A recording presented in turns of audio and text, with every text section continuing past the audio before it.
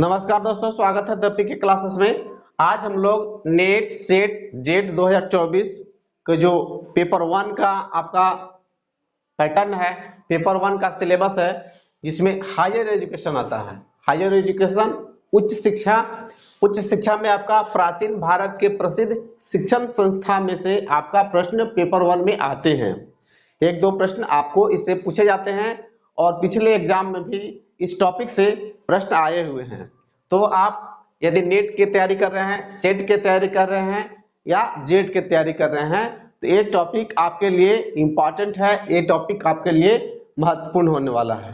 तो ये छोटा सा सेशन है, टॉपिक छोटा रहेगा, लेकिन इससे प्रश्न आते हैं, आप इसे ध्यानपूर्वक देखिएगा। तो सबसे पहला हम लेते हैं तक्षशिला के बारे में। तक्षशिला विश्वविद्यालय के नाम आपने सुना होगा, ये बहुत फेमस विश्वविद्यालय है।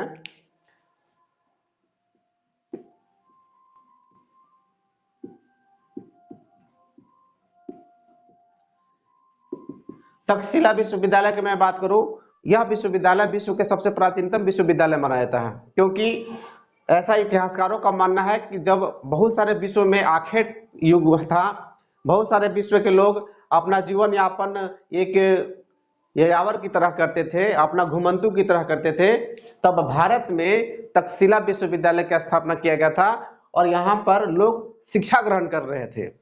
तो ये संदेश देता है, ये इतिहास बताता है कि जिसमें विश्व के बहुत सारे देश ने, बहुत सारे समुदायों ने शिक्षा क्या होता है ये जाने नहीं थे, उसमें से भारत में शिक्षा का विकास है, उसमें से भारत विश्व गुरु बना हुआ था। और यहाँ पर विश्व के लगभग में जितने भी देश थे, वो विश्व के सभी देश के लोग यहाँ पर शिक्षा अध्ययन करने आते थे, वो पढ़ने आते थे। आपको बता दें कि यह जो विश्वविद्यालय है, तक्षशिला विश्वविद्यालय है, वो भारत में था, लेकिन 1947 के बाद ये पाकिस्तान में चला गया है। ये आपको दिमाग में रखना होगा कि यह स्थल कहाँ है। तक्षशिला विश्वविद्यालय वर्तमान समय में कहाँ है? तो वर्तमान समय में पाकिस्तान के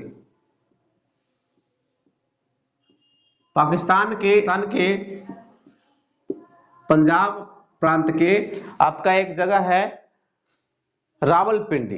रावलपिंडी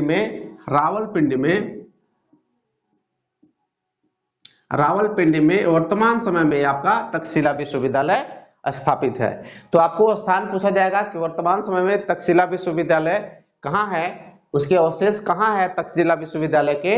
तो तक्षशिला विश्वविद्यालय के अवशेष पाकिस्तान के पंजाब प्रांत के रावलपिंडी क्षेत्र में स्थित है, रावलपिंडी जिला में स्थित है। विश्व के इस विश्वविद्यालय का उल्लेख तक्षशिला विश्वविद्यालय का उल्लेख आपका रामायण, महाभारत एवं वेद पुराणों में भी मिलता है। यहाँ तक कि महाभारत में भी जो पढ़ाई होती थी, तक्षशिला विश्वविद्यालय में ही पढ़ाई होती थी, और बहुत सारे योद्धा लोग जो थे तक्षशिला विश्वविद्यालय में भी पढ़ा करते थे। तो यहाँ पर वेद की पढ़ाई होती थी, वेदांत का पढ़ाई होता था, इसके अलावा व्याकरण की पढ़ाई होती थी, और इसके अलावा 64 विषयों की पढ़ाई होती थी। यहाँ पर 64 विषयों की पढ़ाई होती थी। यहाँ पर राजा और रंक दोनों लोगों को पुत्र पढ़ा करते थे। राजा हो या रंक हो या गरीब हो, राजा और गरीब दोनों के पुत्र, दोनों के बेटा लोग यहाँ साथ में बैठकर पढ़ा करते थे, साथ में बैठ के पढ़ा करते थे। इनके साथ कोई भेदभाव नहीं था, लेकिन कंडीशन यह था कि राजा के जो पुत्र थे वे राजस्व के रूप में या कह सकते हैं कि फी के रूप में गुरु को कुछ राशि दिया करते थे, खाने पीने की राशि दिया करते थे। और जो गरीब छात्र हुआ करते थे, उनके पास पैसा नहीं हुआ करता था, उनके पास ज्यादा धन नहीं हुआ करता था, तो गरीब छात्रों का क्या काम था? सेवा करना, आश्रम के विश्वविद्यालय के सेवा करना, यानी श्रम के काम करना और पढ़ाई करना। लेकिन इनके साथ भी कंडीशन था, जब ये यहाँ से डिग्री लेके पास हो जाते थे, ये विद्वान बन जाते थे, तो इनको गुरु दक्षिणा देना पड़ता था। नौकरी यानी नौकरी लगने के बाद। जैसे कि अभी आप सपोज कर लिए कि आप कोई वोकेशनल कोर्स कर रहे हैं तो बैंक आपको लोन देती है, तो बैंक लोन देती है तो बैंक का कंडीशन रहता है कि नौकरी लगने के बाद सूद के सहित आपको वापस करना होता है। 2 साल 4 साल का वो समय दिया होता है। उसी तरह से आपको तक्षशिला विश्वविद्यालय में भी कंडीशन था कि यदि आप धनी है, संपन्न है, राजा के पुत्र हैं, तब तो आपको उसी समय कुछ राशि देना होता था, तभी तो वो विश्वविद्यालय चलता था, तभी तो शिक्षण के कार्य होता था। लेकिन जो गरीब छात्र थे उनके लिए भी पढ़ने की व्यवस्था थी, लेकिन वो पढ़ाई के साथ साथ श्रम के भी काम किया करते थे, गुरुजनों को सेवा किया करते थे, किचन का काम किया करते थे, रसोई का काम किया करते थे। और जब इनकी नौकरी लग जाती थी यानी ये विद्वान बन जाते थे, अन्य देशों में इनका भ्रमण होता था, तो उसी दौरान ये कुछ धनराशि संग्रह करते थे और इस विश्वविद्यालय को डोनेट कर देते थे, दे देते थे। अब है कि यहाँ पर आपने बहुत सारे विद्वानों ने पढ़ा, बहुत सारे विद्वानों ने अध्ययन किया। इसमें एक आपने चाणक्य के नाम सुना होगा। चाणक्य जो राजनीतिक शास्त्र के बहुत ही माहिर थे, अर्थशास्त्र के बहुत माहिर थे। चाणक्य जो थे, चाणक्य तक्षशिला विश्वविद्यालय से ही पढ़े हुए थे। कभी कभी प्रश्न पूछ दिए जाते थे, कभी प्रश्न पूछ दिए जाते हैं कि चाणक्य की पढ़ाई किस विश्वविद्यालय से हुई है, किस संस्थान से हुई है, तो चाणक्य की पढ़ाई तक्षशिला विश्वविद्यालय से हुआ था। और चाणक्य, बड़े मजे की बात यह है कि चाणक्य जब पढ़ने के बाद भी इनकी जब शिक्षा पूरी हो गई तो यहाँ पढ़ाया भी, यानी शिक्षक के रूप में भी कार्य किए और साथ में कई ग्रंथों की रचना की, कई पुस्तकों का इन्होंने लेखन किया, कई पुस्तक लिखे इन्होंने, चाणक्य ने लिखा। सबसे बड़ा बात यह है यहाँ कि विश्व के पहला मेडिकल कॉलेज, विश्व के पहला विद्यालय, विश्व के पहला स्कूल यानी मेडिकल स्कूल यही है आपका तक्षशिला विश्वविद्यालय। तो हम इसको लिखेंगे विश्व के पहला स्कूल, विश्व के पहला मेडिकल स्कूल, विश्व के पहला मेडिकल स्कूल तक्षशिला विश्वविद्यालय।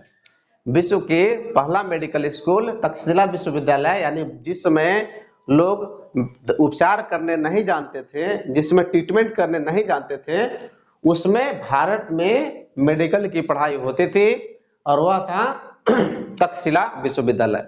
एक बार और दिमाग में रखिए कि तक्षशिला विश्वविद्यालय जो है वो सिंधु नदी के आपका रेंज में है। तो कभी कभी आपको एग्जाम में नदी पूछी जाता है कि किस नदी के तट पर यह है। जब तक्षशिला विश्वविद्यालय किस नदी के नजदीक में है, कौन सा फेमस नदी है जो नजदीक है, तो आप दिमाग में रखिएगा सिंधु नदी, सिंधु नदी। अब आगे हम लोग देखते हैं कि जो यहाँ जो मेडिकल की पढ़ाई होती थी वो किस प्रकार के मेडिकल की पढ़ाई होती थी, तो यहाँ आयुर्वेद की पढ़ाई होती थी। यहाँ पर आयुर्वेद की पढ़ाई होती थी, आयुर्वेद की पढ़ाई होती थी तक्षशिला विश्वविद्यालय में। और लोगों का कहना है कि यहाँ पर ऑपरेशन की भी व्यवस्था थी। यहाँ पर बहुत जटिल ऑपरेशन किए जाते थे। आंत के भी ऑपरेशन किया जाता था, पेट के भी ऑपरेशन किया जाता था यहाँ पर, यानी यहाँ सर्जरी का भी काम किया जाता था। यहाँ पर सर्जन का भी काम किया जाता था, सर्जन का भी उपचार किया जाता था। कौन सा विश्वविद्यालय में, तो तक्षशिला विश्वविद्यालय। इतना आपका तक्षशिला से इम्पोर्टेंट चीज था जो आपको जानना चाहिए, जो आपको यूजीसी नेट, सेट और जेट में प्रश्न पूछे जाते हैं। अगला हम लेंगे नालंदा विश्वविद्यालय। नालंदा विश्वविद्यालय,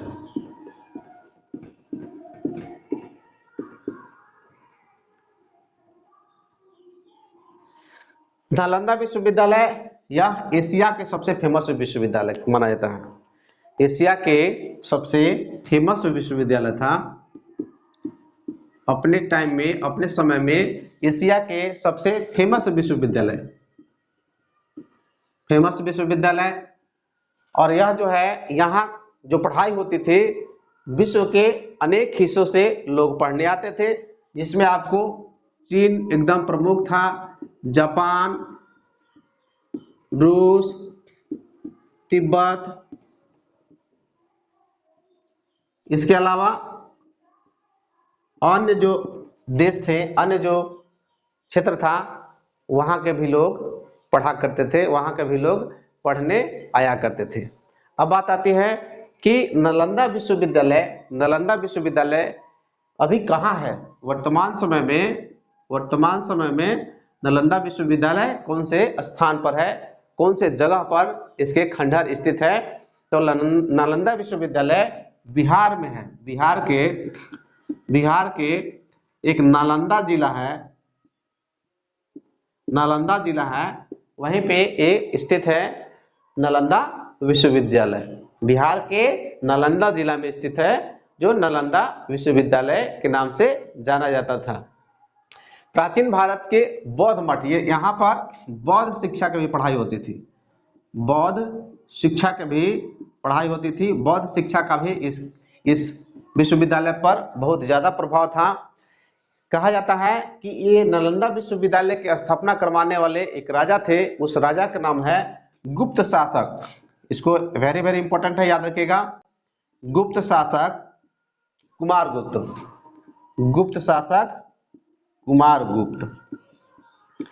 तो क्वेश्चन पूछे जाते हैं कि नालंदा विश्वविद्यालय की स्थापना किसने करवाया? तो नालंदा विश्वविद्यालय की स्थापना गुप्त शासक कुमारगुप्त ने करवाया था। यहाँ पर लगभग में 10,000 छात्र पढ़ा करते थे। लगभग में 10,000 छात्रों के पढ़ने की व्यवस्था थी। विश्व के अलग अलग हिस्सों के छात्र पढ़ा करते थे और विश्व के और बहुत सारे भाषाओं का यहाँ पढ़ाई होता था, बहुत सारे विषयों की यहाँ पढ़ाई होती थी। यहाँ तक कि आपका जिस तरह से आपने देखा कि तक्षशिला में भी आपका मेडिसिन, आयुर्वेदिक का पढ़ाई होता था, डॉक्टर का पढ़ाई होता था, उसी तरह से आपका नालंदा विश्वविद्यालय में भी आपका मेडिसिन की पढ़ाई होता था, मेडिकल का पढ़ाई होता था। मेडिकल का पढ़ाई होता था यहाँ भी। यहाँ पर 35 छात्र पर आपका एक शिक्षक नियुक्त थे। प्रत्येक डिपार्टमेंट में अलग अलग डिपार्टमेंट बटा हुआ है। जैसे कि अभी आप बहुत सारे डिपार्टमेंट देखेंगे, अलग अलग डिपार्टमेंट। तो आप जैसे अभी नालंदा विश्वविद्यालय घूमने जाइएगा, अभी आप खंडहर है, एक खंडहर में तब्दील हुआ है, इसकी खुदाई हुई है। तो अभी यदि आपको देखने का मौका मिला, घूमने का मौका मिला, या गूगल में आप सर्च मारिएगा तो देखिएगा नालंदा विश्वविद्यालय, तो वो आपको अलग अलग कंपार्टमेंट में बटा हुआ था। सपोज मान लेते हैं कि ये आपका एक कंपार्टमेंट है, इस कंपार्टमेंट में 35 रूम हुआ करते थे। सिंगल रूम हुआ करता था, सिंगल दरवाजा हुआ करता था आपका, और एक छात्र के रहने का एक रूम था। इसी तरह से 35 कंपार्टमेंट था, 35 रूम था, और बीच में आपका एक चबूतरा था। यहाँ पर स्पेशलिस्ट आते थे, जिस विषय की पढ़ाई होना है उस विषय के स्पेशलिस्ट हुआ करते थे, और वो स्पेशलिस्ट यहाँ लाके अपने समय अनुसार बैठ जाते थे, और यहीं पर सभी छात्र कमरे से निकलकर यहाँ बैठ के शिक्षा प्राप्त किया करते थे, अध्ययन किया करते थे। बहुत सारे विषयों की पढ़ाई होती थी नालंदा विश्वविद्यालय में। अब इसके संबंध में और बहुत कहानी इंटरेस्टिंग है कि इसी में आपका किचन कक्ष भी होता था। इसी कंपार्टमेंट में ये 35 छात्रों का एक कंपार्टमेंट था। सपोज मान लेते हैं कि डॉक्टरी की पढ़ाई हो रहा है, तो यहाँ पर डॉक्टर के पढ़ने वाले 35 छात्र हुआ करते थे। इतिहास का पढ़ाई हो रहा है तो इतिहास के पढ़ने वाले 35 छात्र हुआ करते थे। तो इसमें एक शिक्षक थे, और समय अनुसार आते थे। शिक्षक के रहने के यहाँ जगह नहीं था, शिक्षक दूसरे स्थानों पर रहा करते थे, अलग उनका कंपार्टमेंट बना हुआ था। यहाँ रसोई था, सभी छात्र मिलकर खाना पीना भी बनाते थे, और यहाँ एक कुआं भी था। इसी में एक कुआं भी होता था, पानी वगैरह पीने के लिए भी होता था। कहा जाता है कि कभी कभी कोई छात्र बीमार पड़ जाते थे। जब पड़ जाते थे तो उनको क्लास में जाने की जरूरत नहीं था, यहाँ पर समूह में बैठने की जरूरत नहीं था। इस तरह का डिजाइन बनाया गया था, इस तरह के कमरा का डिजाइन बनाया गया था कि छात्र अपने रूम में भी बैठ रहा रहता था, अपने रूम में भी सोया रहता था। तो जो शिक्षक यहाँ बोलते थे, स्पष्ट सभी कमरों में आवाज शिक्षक के जाता था, और छात्र बैठे बैठे सोए वह शिक्षक के बातों को सुनता था, लेक्चर को सुनता था। इस तरह के डिजाइन किए हुए थे। यहाँ पर लाइट बत्ती रखने के लिए भी व्यवस्था था। तो लाइट बत्ती उस समय आपको घी वगैरह के दिया जलता था, मसाल जलता था, उसी से छात्र पढ़ा करते थे। कि यह जो है विश्व के पहला आवासीय विश्वविद्यालय है। विश्व के पहला आवासीय विश्वविद्यालय है। पहला रेसिडेंशियल कॉलेज आपका है, पहला रेसिडेंशियल यूनिवर्सिटी माना जाता है कौन? नालंदा विश्वविद्यालय। नालंदा विश्वविद्यालय को किसने बर्बाद किया? नालंदा विश्वविद्यालय को किसने नष्ट किया? तो एक आक्रमणकारी था, बाहर के आक्रमणकारी था, जिसका नाम था बख्तियार खिलजी। जिसका नाम था बख्तियार खिलजी। बख्तियार खिलजी। बख्तियार खिलजी एक आक्रमणकारी था जो बिहार के पहला स्टेट, बिहार में पहला अपना जीत हासिल किया था बख्तियार खिलजी। ऐसा माना गया है, ऐसा लोगों का कहना है कि बख्तियार खिलजी बहुत ज्यादा बीमार पड़ गया था। सभी जगह के वेद जो थे, सभी जगह के वैद्य जो थे या घोषित कर दिए थे, थक गए थे कि अब बख्तियार खिलजी को ठीक नहीं किया जा सकता है, कुछ दिन के बाद बख्तियार खिलजी मर जाएंगे। तब इसी के सेना में से, इसी के लोग में से एक बख्तियार खिलजी को सलाह दिया कि नालंदा विश्वविद्यालय है, वहाँ पर मेडिकल की भी पढ़ाई होता है, वहाँ पर बहुत सारे ऋषि मुनि हैं, बहुत सारे विद्वान हैं जो अनेक जटिल बीमारियों को ठीक कर देते हैं। तो बख्तियार खिलजी वहाँ पर अपने दूत को भेजता है और वहाँ के ऋषि मुनि से मिलता है, वहाँ के आचार्य से मिलता है, वहाँ के गुरु से मिलता है। बख्तियार खिलजी के संदेश को यह जो है इसका संदेशवाहक सुनाता है, तो यहाँ के ऋषि बोलते हैं कि बख्तियार खिलजी को पहले यहाँ आना होगा और यही ला के प्रतिदिन दवा लेना होगा और तब वो बख्तियार खिलजी ठीक हो जाएगा। बख्तियार खिलजी को सूचना मिलता है, बख्तियार खिलजी जाता है, लेकिन यहाँ के जो आचार्य थे, यहाँ के गुरु जो थे, बख्तियार खिलजी को ज्यादा महत्व नहीं देते थे, एक समान व्यक्ति की तरह महत्व देते थे। तो बख्तियार खिलजी को यहाँ के गुरु कहें, यहाँ के आचार्य कहें कि आप ठीक हो जाइएगा, लेकिन आपको यहाँ की दवा खाना होगा। लेकिन बख्तियार खिलजी कहता था कि यहाँ के मुसाफिर लोग, यहाँ के काफिर लोग, काफिर के वर्ड दिया जाता है कि यहाँ के काफिरों के जो बनाया हुआ दवा है वो हम खाएंगे नहीं। तो यदि खाएंगे नहीं तो ठीक कैसे हो जाएगा? तो यहाँ के आचार्य बोले कि ये ठीक है, आप यहाँ के दवा खाइए नहीं, लेकिन आपको हम एक कुरान दे रहे हैं यहाँ से, उस कुरान को आपको लगातार 3 महीने तक पढ़ना होगा। तो कंडीशन था कि कुरान जब लोग पढ़ते हैं तो मुंह से लगा लगा के पेज को पलटते हैं, और उसी कुरान में यहाँ के आचार्य दवा लगा दिए थे और लगातार आपको बख्तियार खिलजी 3 महीना तक पढ़ता है, नियमित पढ़ता है, सुबह शाम पढ़ता है कुरान को, और वह ठीक हो जाता है। तब बख्तियार खिलजी को दिमाग खुलता है कि आखिर क्या वहाँ के आचार्य, वहाँ के गुरु क्या दे दिए थे कि हम ठीक हो गए। यानी बख्तियार खिलजी समझ गया कि यानी हमसे भी यहाँ के लोग श्रेष्ठ हैं, हमसे भी यहाँ के लोग अच्छे हैं जो इस नालंदा विश्वविद्यालय में पढ़ने वाले छात्र हैं। तो बख्तियार खिलजी को बड़ा अपने आप में अपमान महसूस हुआ। वो ठीक तो हो गया, लेकिन सोचा कि आने वाला समय में हमारा वर्चस्व इस क्षेत्र पर नहीं पनप पाएगा, हम यहाँ के शासक नहीं बन पाएंगे, इसलिए वह क्या किया, सभी क्षेत्र को, जितने भी हजारों हेक्टेयर में जो फैले हुए जो क्षेत्र थे, उन सभी क्षेत्रों को ध्वस्त करवा दिया गया। और यहाँ पर जितने भी पढ़ने वाले छात्र थे, लगभग में 10,000 जो छात्र थे, 1600 शिक्षक थे, वो सभी को, बहुत सारे शिक्षकों को, बहुत सारे विद्यार्थियों को एकदम रातों रात सभी को कटवा दिया गया, खून के गंगा बहने लगा और यहाँ पर सभी को ध्वस्त कर दिया गया। यहाँ के पुस्तकालय जो थे, उन पुस्तकालय को भी आग लगा दिया गया। लोगों का कहना है, इतिहासकारों का कहना है कि यहाँ के जो पुस्तकालय थे वो लगभग में जब आग लगाया गया था तो लगातार 6 महीना तक जलते रह गया था यहाँ के पुस्तकालय। इतने सारे पुस्तक थे, इतने सारे पुस्तकालय थे। पुस्तकालय से भी प्रश्न आते हैं, आपको हम आगे बताएंगे। तो यहाँ के पुस्तकालय में 6 महीना तक आग लगे रहा और आग के धुआं, आग की लपेटा उठते रहा। तो प्रश्न उठता है कि कितने सारे पुस्तक थे कि यहाँ पे आग लगा रहा गया। तो देखिए, उस समय के जमाने में, उस जमाने में पेपर नहीं हुआ करता था, वो आपका पेपर लकड़ी का छाल हुआ करता था, जिसको भोजपत्र कहा करते थे। तो भोजपत्र जो हुआ करता था, पेपर का छाल हुआ करता था, भोजपत्र, इसको आप लिखेंगे भोजपत्र, यानी एक प्रकार के लकड़ी के पौधा के पतला छाल हो गया, उसी छाल पर लिखा जाता था और उस पर रख दिया जाता था लाइब्रेरी में।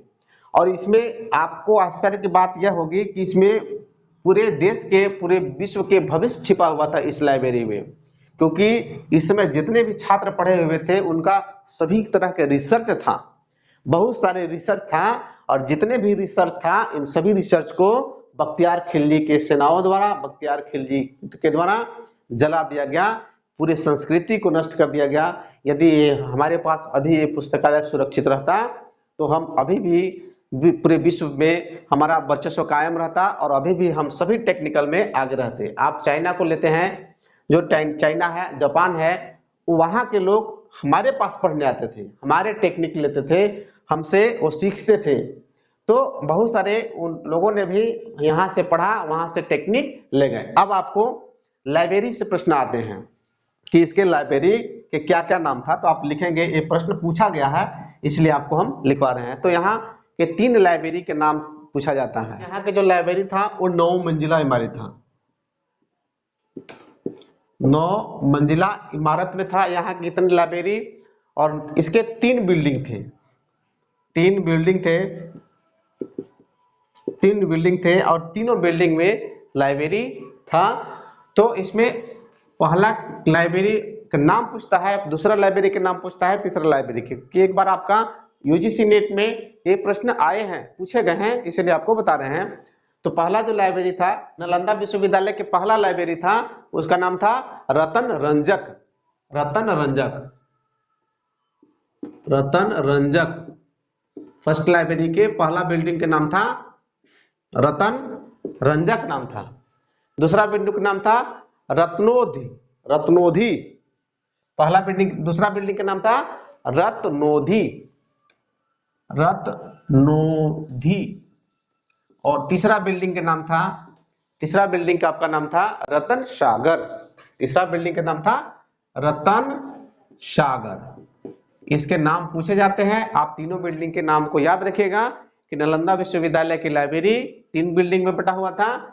पहला बिल्डिंग का नाम था रतन रंजक, दूसरा बिल्डिंग का नाम था रत्नोधि, रत्नोधि, और तीसरा बिल्डिंग का नाम था रतन सागर।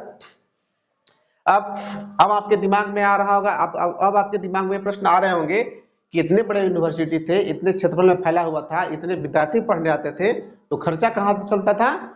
तो इसके अगल बगल जितने भी गांव थे, जितने भी क्षेत्र थे, वो राजा द्वारा जो राजस्व दिया ही जाता था। साथ में जितने भी गांव थे, लगभग 1200 जो गांव थे, वो 1200 गांवों का राजस्व वसूला कर आपका इसी विश्वविद्यालय में आता था, और इसी विश्वविद्यालय में जितने भी खर्चे पानी चलते थे वो सब इसी राजस्व से चलते थे। और उस समय के जितने भी राजा हुआ करते थे, शिक्षा को बढ़ावा देने के लिए, विद्वानों को बढ़ावा देने के लिए अपने राजस्व के एक हिस्सा इस विश्वविद्यालय को दिया करते थे। लेकिन ये बख्तियार खिलजी को अच्छा नहीं लगा और इस बख्तियार खिलजी ने इसे ध्वस्त कर दिया। अब एक प्रश्न, एक और लेटेस्ट प्रश्न है कि 2016 ईस्वी में इसे यूनेस्को के विश्व धरोहर में शामिल कर लिया गया है। 2016 ईस्वी में यूनेस्को के विश्व धरोहर में शामिल कर लिया गया है इसे। अब इसका मेंटेनेंस, इसका देखरेख ये यूनेस्को द्वारा किया जाता है। ये था आपका नालंदा विश्वविद्यालय से क्वेश्चन, जो प्रश्न आते हैं आपका। अगला हम लोग देखेंगे विक्रमशिला विश्वविद्यालय। विक्रमशिला विश्वविद्यालय, इसे हम मिटाते हैं।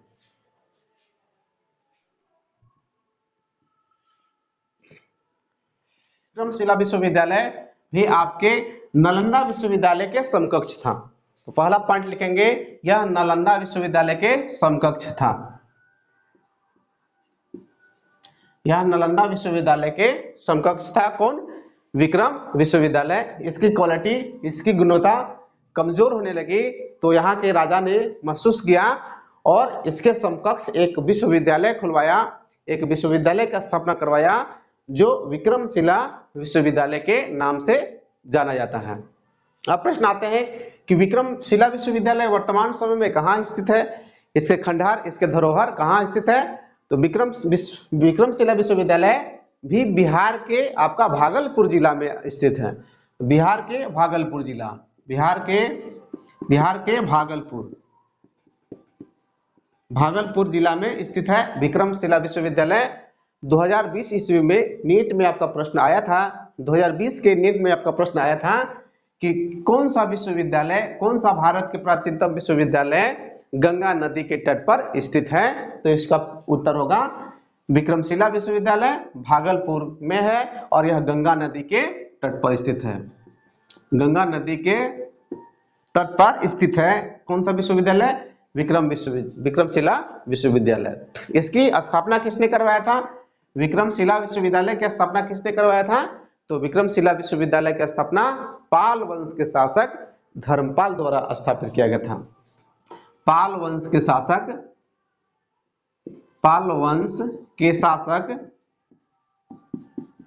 धर्मपाल।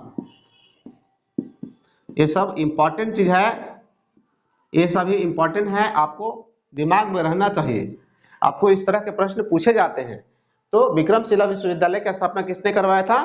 तो धर्मपाल ने करवाया था। यहाँ पर 1000 विद्वानों की पढ़ने की सुविधा थी। यहाँ पर 1000 विद्वान, 1000 विद्यार्थी पढ़ा करते थे और यहाँ पर स्पेशली जो पढ़ाई होता था वज्रयान बौद्ध धर्म का, यहाँ पर बौद्ध धर्म का केंद्र था। स्पेशली बौद्ध धर्म का यह केंद्र था और कौन सा धर्म ज्ञान के? वज्रयान। तो बौद्ध धर्म में भी कई आपको पाठ आएंगे, हीनयान, महायान, वज्रयान, इस तरह के पाठ हुआ करते थे। तो ये वज्रयान बौद्ध धर्म के जो पाठ हैं यहाँ पर उनका मुख्य केंद्र हुआ करता था। और एक आपका यूजीसी नेट में क्वेश्चन पूछा गया था कि किस विश्वविद्यालय में तांत्रिक उपदेशों की पढ़ाई होती थी? तो विक्रमशिला विश्वविद्यालय में तांत्रिक उपदेशों की पढ़ाई होती थी। तांत्रिक उपदेशों की पढ़ाई होती थी। तांत्रिक उपदेशों की पढ़ाई होती थी कौन सा विश्वविद्यालय में? विक्रमशिला विश्वविद्यालय में। क्वेश्चन पूछा गया है आपका, तो आप इसको दिमाग में रखिएगा। तांत्रिक उपदेशों की पढ़ाई विक्रमशिला विश्वविद्यालय में। वज्रयान बौद्ध धर्म का केंद्र था विक्रमशिला विश्वविद्यालय। विक्रमशिला विश्वविद्यालय का स्थापना किसने करवाया था? पाल वंश के शासक धर्मपाल ने। ये भागलपुर में है, गंगा नदी के तट पर है। इसमें आपको इसका एक वीसी हुआ करता था, इसके वीसी हुआ करते थे। इसके वीसी को महाअस्थिवीर कहा जाता था। महाअस्थिवीर के नाम से जाना जाता था। इसके वीसी को महाअस्थिवीर कहते थे। वे बहुत ही प्रकांड विद्वान हुआ करते थे और इसके संपूर्ण देखभाल, संपूर्ण जिम्मेवारी वीसी के द्वारा किया जाता था। ये 6 ब्लॉक्स में बटे हुए थे, 6 ब्लॉक में ये बटे हुए थे। विक्रमशिला विश्वविद्यालय 6 ब्लॉक में बटे हुए थे, यानी 6 कॉलेज थे। इसके 6 कॉलेज के पार्ट थे विक्रमशिला विश्वविद्यालय। इससे इतना ही प्रश्न आते हैं, इसी तरह के प्रश्न आते हैं। आपको जितने भी आपको 3 तरह के हमने प्राचीनतम विश्वविद्यालय बताए, फेमस विश्वविद्यालय बताए, आपको इसमें वो अच्छी तरह से 1-2 बार देखिए वीडियो को। और मिलते हैं एक अगले अपडेट में, अगले वीडियो में। तब तक धन्यवाद।